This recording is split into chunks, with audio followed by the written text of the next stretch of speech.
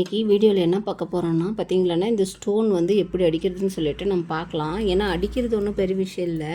நம்ம டிஃப்ரெண்ட்டான ஷேப் கொடுக்கும்போது அது மூலிக்கு கரெக்டாக உக்காந்தா தான் வந்து பார்க்கறக்கே நீட்டாக இருக்கும். ஆல்ரெடி வந்து நான் ஒரு ப்ளவுஸ் வந்து இது ஸ்டிச் பண்ணியிருக்கேன். இதில் இருக்கிற மிஸ்டேக்கை பார்த்துட்டு தான் ஓகே இதுக்காக ஒரு வீடியோ போடலான்னு சொல்லிட்டு ரெடி பண்ணேன். பார்த்தீங்களான்னா இங்கே எட்ஜஸ் பாருங்கள் எப்படி இருக்குதுன்னு சொல்லிட்டு.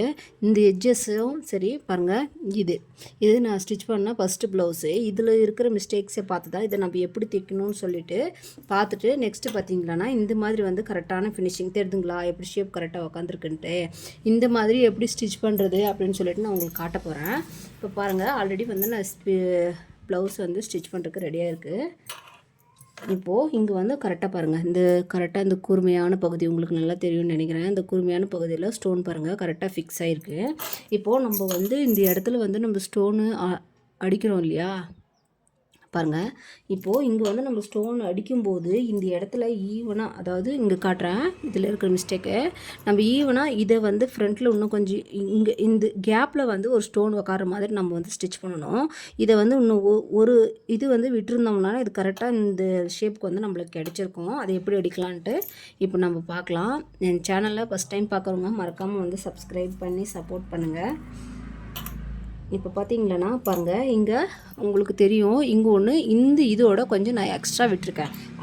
அதுக்கு கேட்டியே கரெக்டாக இந்த கட்டமே பாருங்கள். இந்த கட்டத்துலேயும் வந்து எப்படி சொல்கிறேன்னா, இதை இந்த இடத்துல பாருங்கள் நல்லா பார்த்தீங்களன்னா உங்களுக்கு தெரியும். இதை இந்த இடத்துல வந்து பாருங்கள் இப்படி செட் ஆச்சுன்னா அதை நம்ம தொடர்ந்து அடிச்சுக்கிற மாதிரி தான் தெரியுமே தவிர நம்ம கட் பண்ணி ஜாயின் பண்ணி இருக்கிற மாதிரி தெரியாது. உங்களுக்கு வீடியோவில் கிளியராக தெரியும்னு நினைக்கிறேன்.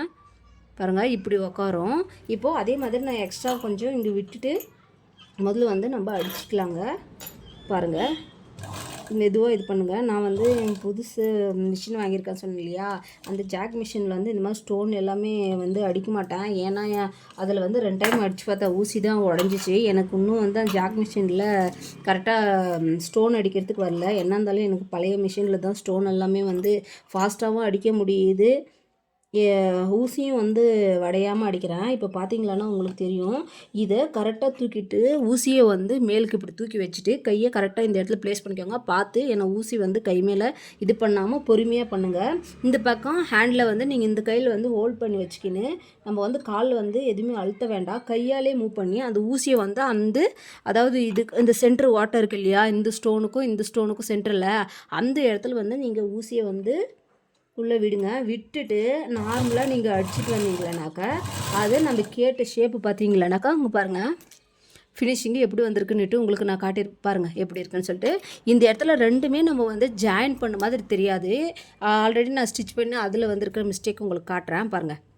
இந்த ரெண்டுத்துக்கும் சென்டரில் பார்த்தீங்களன்னா உங்களுக்கு ஓட்டை இருக்கிறது, அதாவது கேப் இருக்கிறது உங்களுக்கு நல்லாவே தெரியும். ஆனால் இந்த ப்ளவுஸில் பார்த்தீங்களன்னா பாருங்கள் எந்த கேப்புமே இருக்காமல் அழகாக வந்து ஷேப் வந்து நம்மளுக்கு கட்டமாக கரெக்டாக தெரியும். இந்த ட்ரிக் பிடிச்சிருந்துச்சுன்னா கண்டிப்பாக வந்து ட்ரை இப்போ பார்த்தீங்களன்னா ஃபுல்லாகவே நான் ஃபினிஷ் பண்ணிட்டேன். பாருங்கள் இந்த மூளைப்பகுதி எப்படி ஷார்ப்பாக கூர்மையாக இருக்குதுன்னு சொல்லிட்டு.